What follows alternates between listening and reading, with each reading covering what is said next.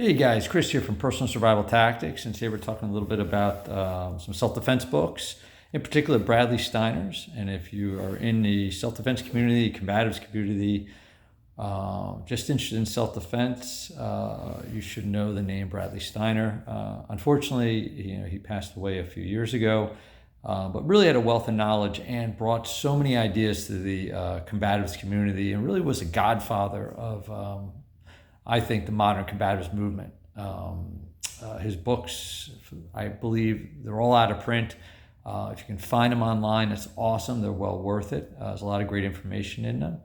They're interesting to read just from a historical perspective. We're going to go through a few of them today. And again, if you can get a chance to pick them up, I definitely do recommend them. Okay, they're worth it. Although, I've seen a few of them go for some incredible prices, and I don't believe in spending exorbitant amount of money on any book.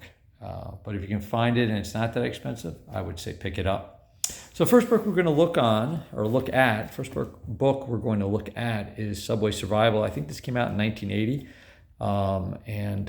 If you were around in the 80s or 70s, like some of us were, and remember New York, I'm from New York and remember how the subways were. I can see why this book was written. A lot of great information in this book. If you can find it, again, I would recommend getting it. Let's take a peek inside. So, table of contents. You can see many different things covered. Introduction, and he goes into a whole variety of techniques. I'm not going to spend a lot of time on each book, but he goes into mindset, which again, if you've been in the combatives community, you know how important mindset is, and if you're learning self-defense, you should know how important mindset is. It really is, extremely important. But he talks about aggressive action wins. Attacking vital points. Talks about element of surprise, and it goes into natural weapons,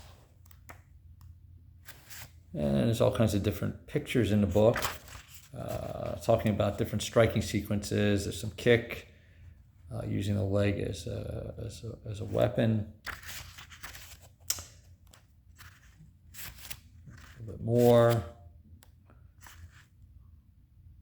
course, the chop,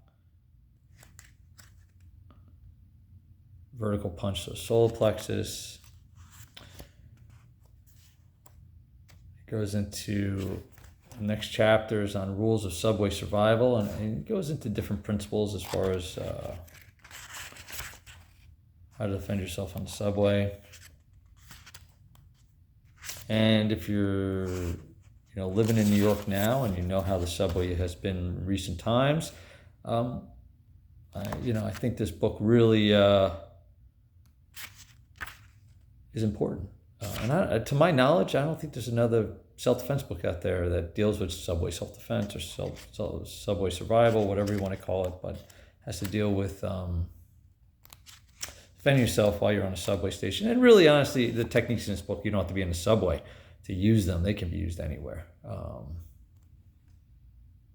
I think most people know that nowadays. It's kind of common knowledge. He goes into some women's self-defense ideas. If a woman is grabbed, bear hugged, a woman is sitting, or a man, nice to be a man, doesn't have to be a woman. And then he talks about defense against weapons, some knife threats,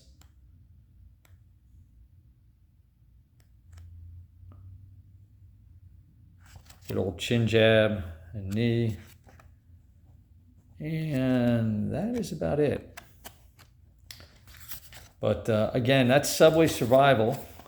The Art of Self-Defense on American Public Transit Facilities. Let's see, I think it was 1980. Be sure on that. And of course, there's no date, but I think I remember seeing someplace. Yep, 1980. It came out in 1980, so if you remember 1980 in New York, and that was a rough time on the subway. rough time in the city. So Subway Self-Defense, highly recommend it. If you get yourself a copy, I would do it. Okay? And it just from a historical perspective, these books are awesome. So if you like collecting old self-defense books, hate to say that 1980 was a long time ago, but I guess it was now. This is worth it. Okay, so next one. Oh, here we go. Death Dealer's Manual. I picked this one up, hard one to find, really expensive.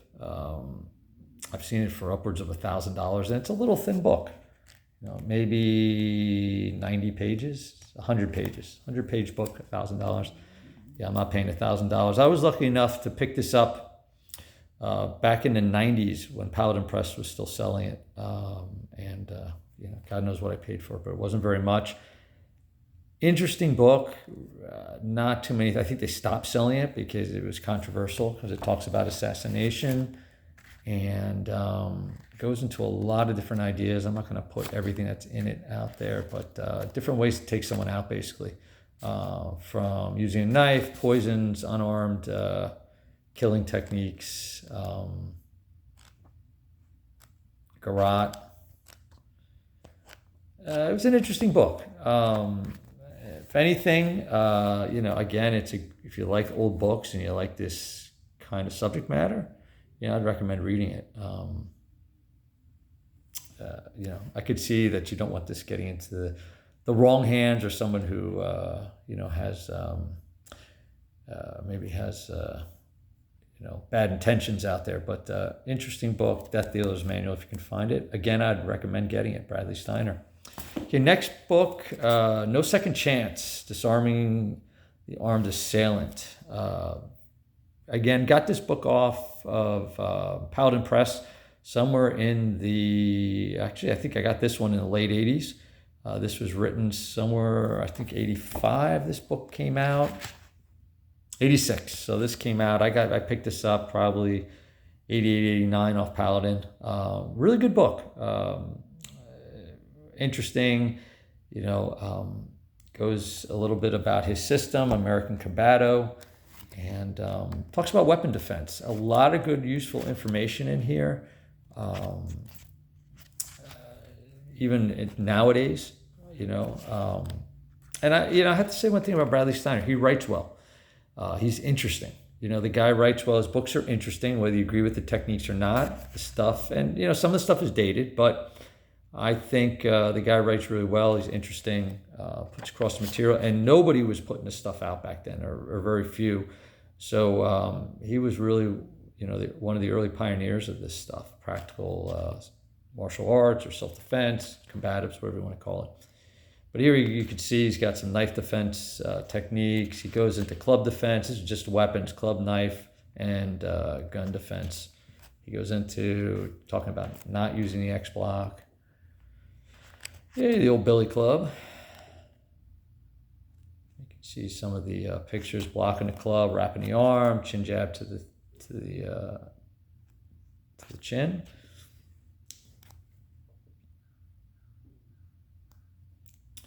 But again, if you can find this book, I think this one's easier to find. This one, again, highly recommend it. Some great information. You can see he's doing some weapon defense, handgun defense.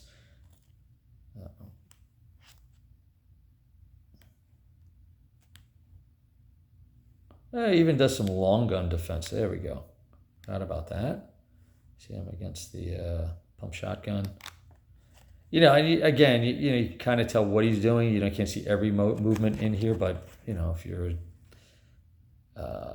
into if you're training already, I think you kind of fill in the blanks and understand what he's doing.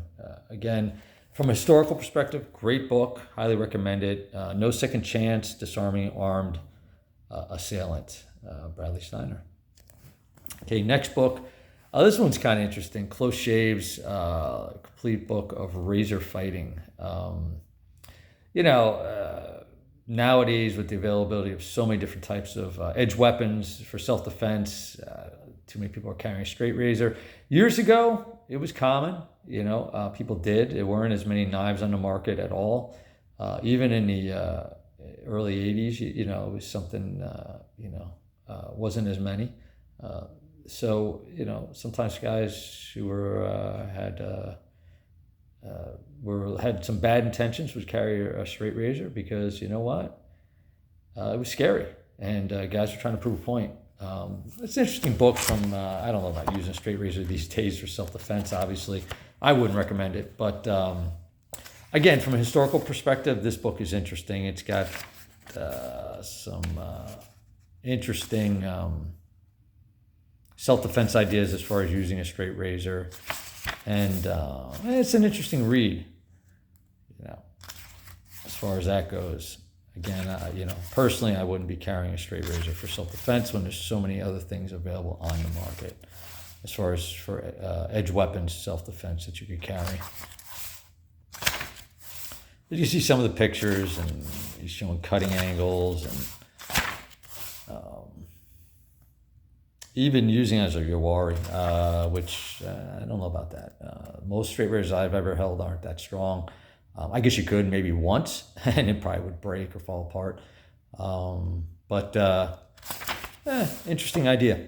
And again, from a historical perspective, this is a neat book, great old pictures. And I don't think there's anybody else who ever put a book out on straight razor fighting, at least not in America. Maybe there is, but not that I'm aware of. And if you're, again, interested in collecting old books, this one's pretty neat. Here we go. He's got a chair, defense against a razor attack, which, good idea. Put something in between you and the attacker. It goes through some empty hand self-defense, and that's about it. So if you can get a hold of this book, Close Shaves, complete book of razor fighting, I would recommend it. Again, but don't pay these crazy prices that some of these people are asking for. Okay, next book. Killer Elite. This one was hard to find. I think it's still pretty hard to find. This used to be available on Paladin, and they took it away. It was available in the 80s. A follow-up to Death Dealer's Manual. Really interesting book. I bought this secondhand probably a decade ago. I haven't seen it around since. Really interesting book. Again, it's on assassination, and goes a little more in depth. It has... you can see the table of contents. Let me bring it a little closer to the camera. Is there a killer elite, life unarmed killing, advanced combinations, weaponless combat, disarming skills for unarmed self-defense, counter surveillance skills, fast guns, fast cars, unconventional, and improvised weaponry. So a lot of interesting stuff. Again, maybe this shouldn't be out there to the public. I think it's really interesting. Stuff that nobody else was putting out at the time, and still isn't as much. Great book. That's all I got to say about that. If you can get a copy of it, it's really interesting. There's a lot of great information in it. Killer Elite. Get it if you can get one. I would get one. Okay, next one: Tactical Skills of Hand-to-Hand Combat. Really thin little book. I got this off Paladin again a number of years ago. I think it was first published in '77 and was republished, and Paladin put it out back in the late '90s, I think, early 2000s. Really good book. It just has to do with principles, and I know on his YouTube channel they went through these, I think, 12 principles. And talked about each one. I'd still get the book. The book is a really good read. It's a simple read. And you think this was put out in '77. Nobody really was talking about this stuff back in '77. It's well put together. It's interesting. He talks about, let me go through. He's got the introduction. Let's see, table of contents. Bradley Steiner really was the guy who coined the term "attack the attacker." And he was the first one using that idea back in the '70s, which now is so commonplace. With combatives guys, you hear it all the time. But he was the guy who really put that thought out there. It's really you'll hear it in this book. He doesn't talk about defense. He talks about attack and counterattack. It's a great book. It's a great little book. This one, I've read this so many times, you can see it's all worn out. But if you can get a copy of it, get a hold of it. Tactical Skills of Hand-to-Hand Combat. I highly recommend it. And the last book I have, Below the Belt, Unarmed Combat for Women. Another great book. This one I got in hardcover, found it used a while back. Again, not just for women. The techniques in here work for men. So this was published in '76. Again, great book. A lot of writing, a lot of information here. You really have to almost, with his books, I could reread them. I have many times. They talk about natural weapons, areas of attack on the body. You can see some pictures. I think that's his wife.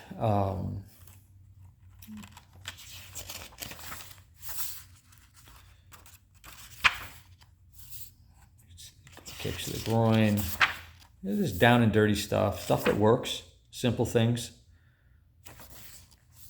From a historical perspective, it's a great book. From an information perspective, it's a great book. It's still, it's still got a lot of great, valuable information in it. Stomps, side kicks, low kicks, shin kick, your boxing techniques.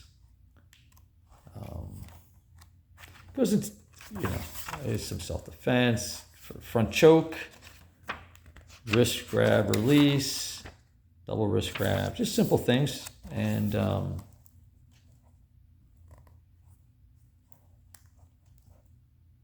head twist.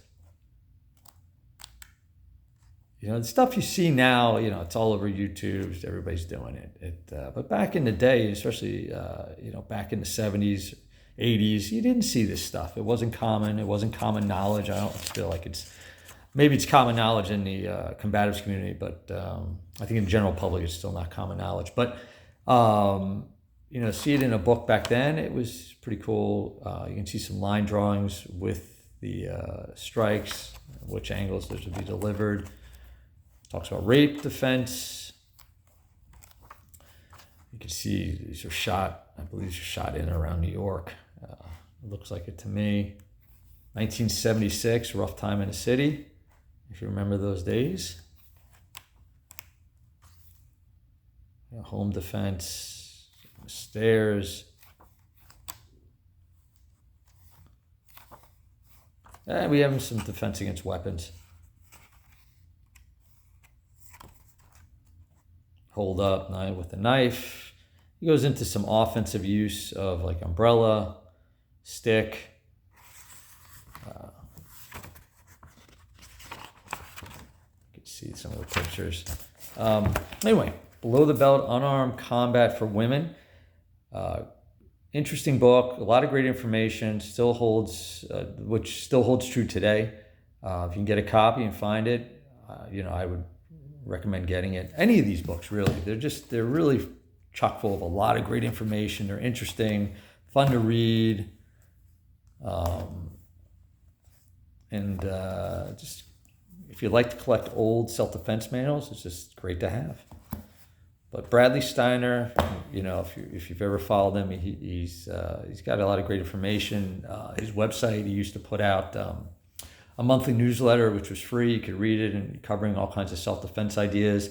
I don't think it's still up, but I could be wrong on that since his passing. But really, he was a pioneer in the combatives community and should be given credit. So anyway, guys, that's it for today. Bradley Steiner's books. It's not all of them, but it's pretty much almost all of them. And highly recommend if you get a hold of them, please do. Until next time, guys, stay safe.